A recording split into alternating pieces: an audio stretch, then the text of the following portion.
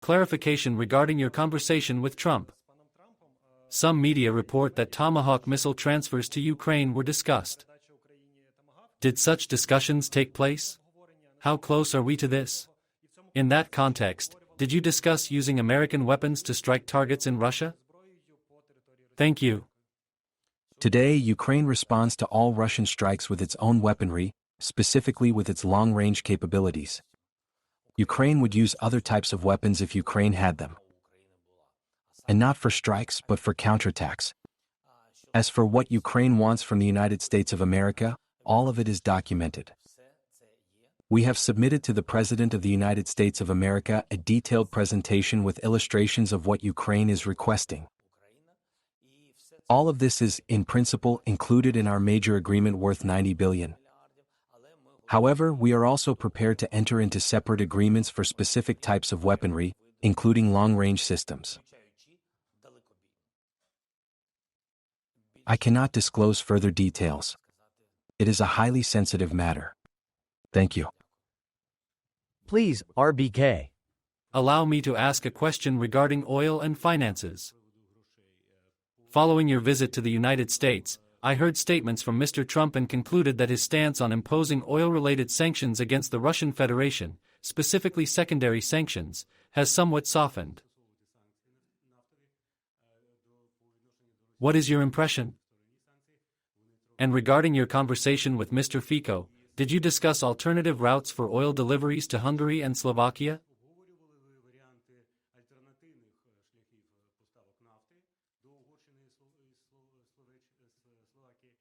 Were there any proposals from our side to assist these countries in halting imports, considering that oil is currently transported via the Druzhba pipeline?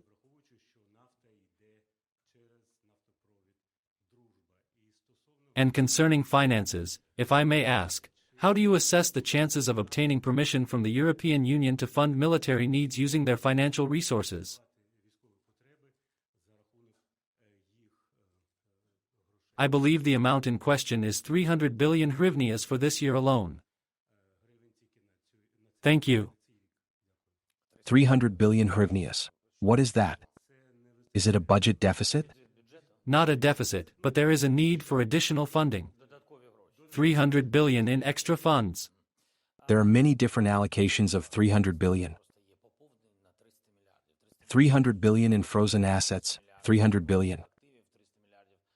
Let us proceed step by step. These are hryvnias, not euros. I understand everything. Let us go step by step. First, gas and oil.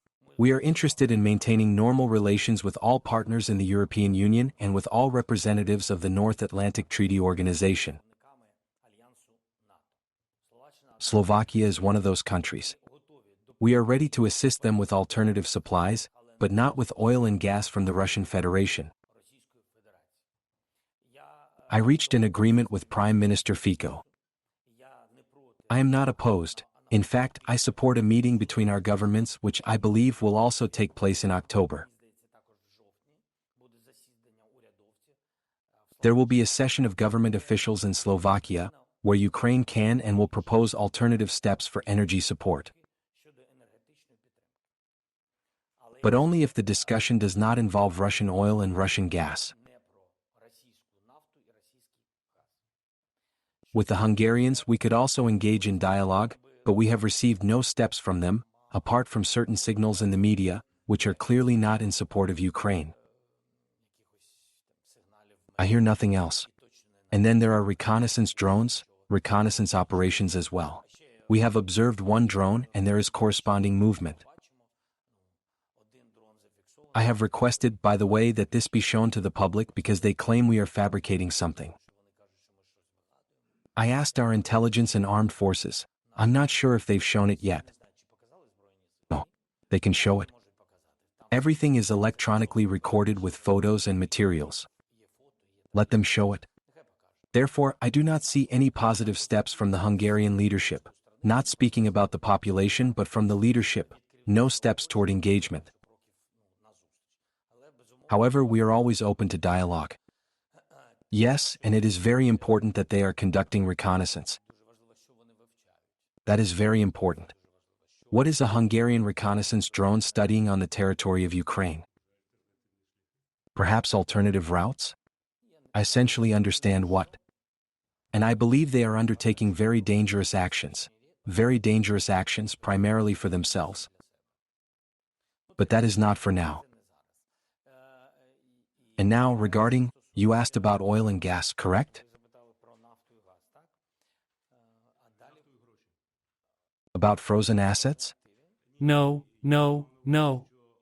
I meant that we have an initiative to appeal to the European side to allow them to finance our budget, our military needs, using their own funds. We raised the issue not of military needs in general. They are already financing weaponry. You mean not equipment but personnel. As we have outlined regarding personnel, and as we have stated, the first point in Ukraine's security guarantees is our army, and that includes increasing salaries. Regarding salary increases during a ceasefire, during a time when our partners are present, meaning there are security guarantees for Ukraine, then during that time of security guarantees, our army must be financed.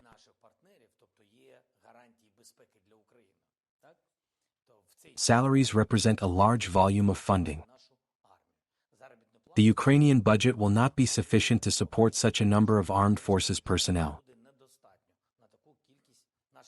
The issue of additional funds for the salaries of our soldiers is being raised and is already understood by our European partners. This issue is, in principle, not only for them but also for various institutions. It is simply too early to speak about results. You asked what the chances are. The chances exist.